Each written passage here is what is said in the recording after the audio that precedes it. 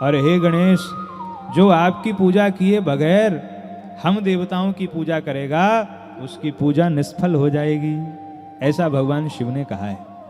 इसलिए हम लोग सबसे पहले गणेश पूजन करते हैं। माता पार्वती की कुछ सखियां पार्वती मैया के पास आई और कहती हैं कि देवी,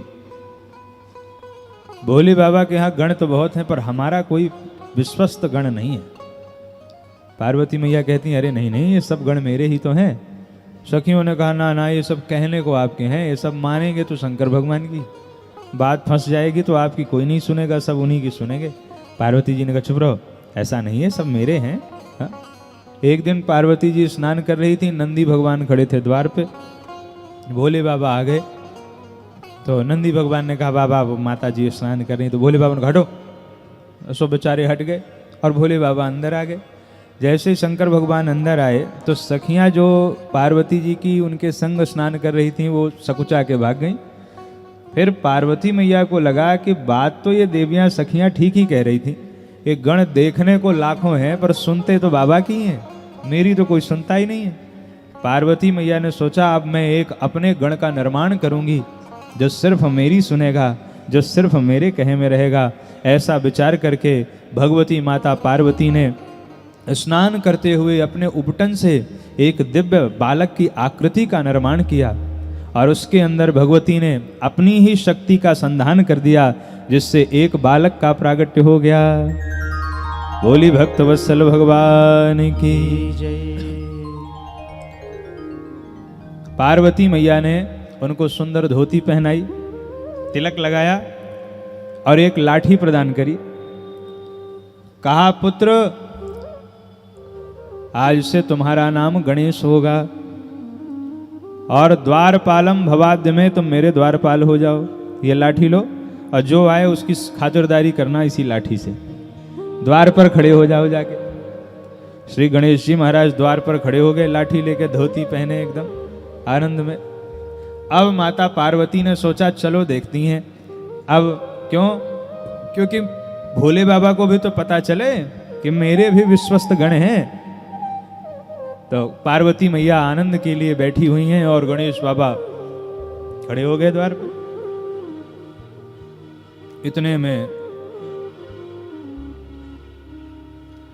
जो है भोले बाबा आ गए।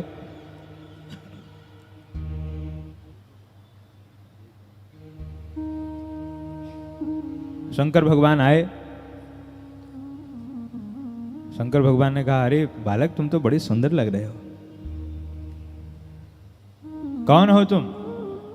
गणेश जी ने कहा, मैं अपनी माता का गण हूं। अच्छा, कहां है तुम्हारी माता? मेरी माता भीतर स्नान कर रही है।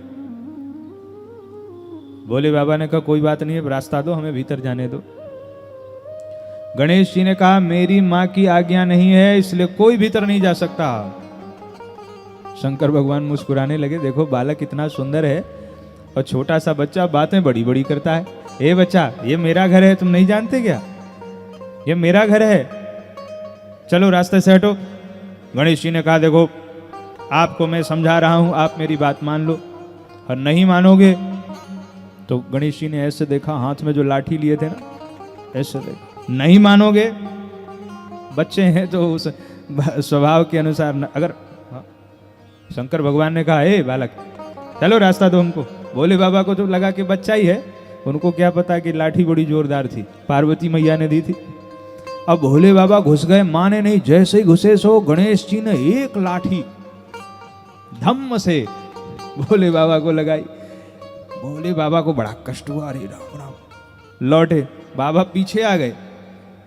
भोले बाबा ने कहा, तुम बड़े उद्दंड हो।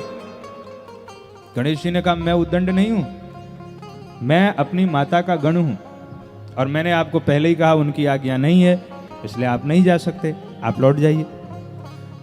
भोले बाबा ने सोचा लौटने में ही भलाई है, तो भोले बाबा लौट गए। नंदी को बुलाया, इधर आओ।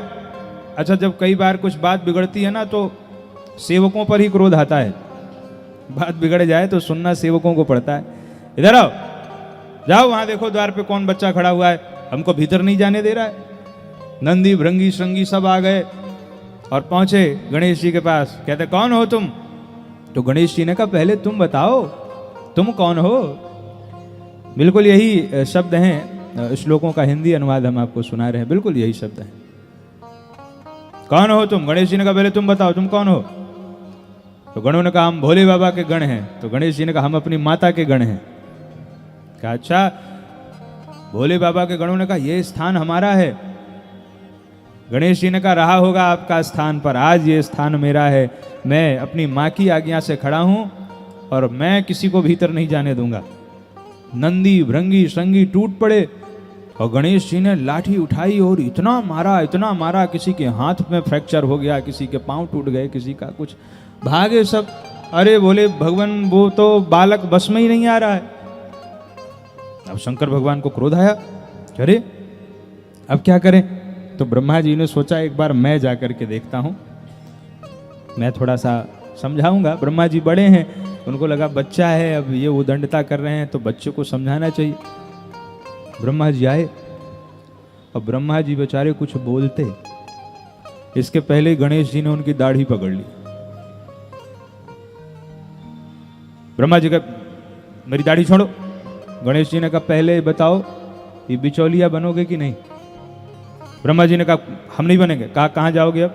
बोले हम जा रहे हैं ब्रह्मलोक, छोड़ो हमारा दाढ़ी छोड़ो। गणेश जी ने छोड़ दिया, कहा जाओ आप। सो ब्रह्मा जी ने कहा ये बालक तो बड़ा विचित्र है। ब्रह्मा जी चले गए। बोले बाबा मैं नहीं जाने वाला उसके पास। अच्छा भगवान विष्णु समझ रहे कि बालक तो साक्षात भगवती की शक्ति से प्रकट हुआ है, इसको कोई नहीं जीत सकता। भगवान विष्णु ने कहा प्रभु इस बालक को जीतना असंभव है, क्योंकि साक्षात आदि शक्ति जगत जननी माता पार्वती की शक्ति इस बालक के अंदर समाहित है, इसलिए इसको जीता नहीं जा सकता है। शंकर भगवान पुनः आए, युद्ध प्रारंभ हो गया, बड़ा भीषण युद्ध हुआ, पर गणेश भगवान को कोई भी जीत नहीं पाया। और जब कोई नहीं जीत पाया तब नियति यही थी, भगवान शिव तो सब जानते हैं, भगवान शिव तो अंतर्यामी है, पर भगवान शिव सब जानते हुए भी लीला करने के लिए महादेव ने अपना अमोघ त्रिशूल चला दिया। और जैसे ही भगवान शिव ने अपना अमोघ त्रिशूल चलाया, गणेश जी का मस्तक शीश उनका कट गया और गणेश जी धरती पर गिर पड़े।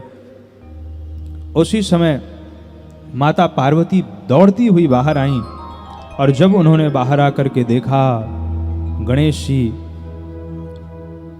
पृथ्वी पर गिरे हुए हैं, शीश कट गया है, माता पार्वती को क्रोध आ गया और माता पार्वती रौद्र रूप में प्रकट हो गईं। ऐसा स्वरूप भगवती ने बनाया कि असंख्य शक्तियां प्रकट हो गईं और वो शक्तियां सारे जगत का संहार करने लगी। हजारों शक्तियां एक साथ प्रकट होकर के जगत का विध्वंस कर रही हैं। और माता भद्रकाली ने कहा आज मैं पूरे संसार का विनाश कर दूंगी।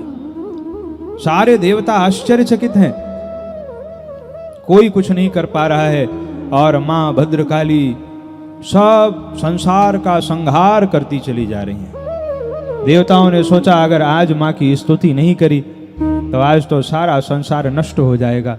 तो सब देवता एक स्वर में माता की स्तुति करने लगे, एक स्वर में सब भगवती की स्तुति कर रहे हैं। आइए हम सब भी मां भद्रकाली की स्तुति करेंगे। माता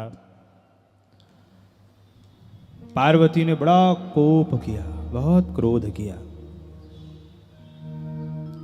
और भगवती के क्रोध को देख के सब भयभीत हो गए। माता पार्वती ने कहा एक शर्त पर यह विनाश रुकेगा, एक ही शर्त है कि मेरे पुत्र को जीवन दान दिया जाए। और सब देवता मिलकर के उसकी स्तुति करें, उसकी पूजा करें, तभी इस महाप्रलय को मैं रोक सकती हूं। सब देवताओं ने स्वीकार किया और एक दंत हाथी को भगवान शिव ने उसका शीश मंगवाया और गणेश जी के धड़ पर उसको लगाया और भगवान शिव ने उनको अपनी शक्ति से महामृत्युंजय भगवान ने पुनः जीवन दान दे दिया। बोलिए गणेश जी महाराज की जय। सब देवताओं ने गणेश जी की स्तुति करी और भगवान शिव ने कहा, हे गजानन, आज से तुम समस्त गणों के ईश होगे और जो भी तुम्हारी पूजा करेगा उसके जीवन में कोई विघ्न बाधा नहीं आएगी। जो तुम्हारी पूजा करेगा वह निरोग हो जाएगा। यात्रा काल में जो तुम्हारा आह्वान करेंगे, चिंतन करेंगे, उनकी यात्रा निर्विघ्नता पूर्वक संपन्न हो जाएगी।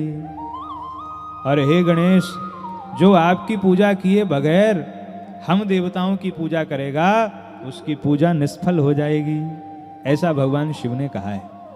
इसलिए हम लोग सबसे पहले गणेश पूजन करते हैं।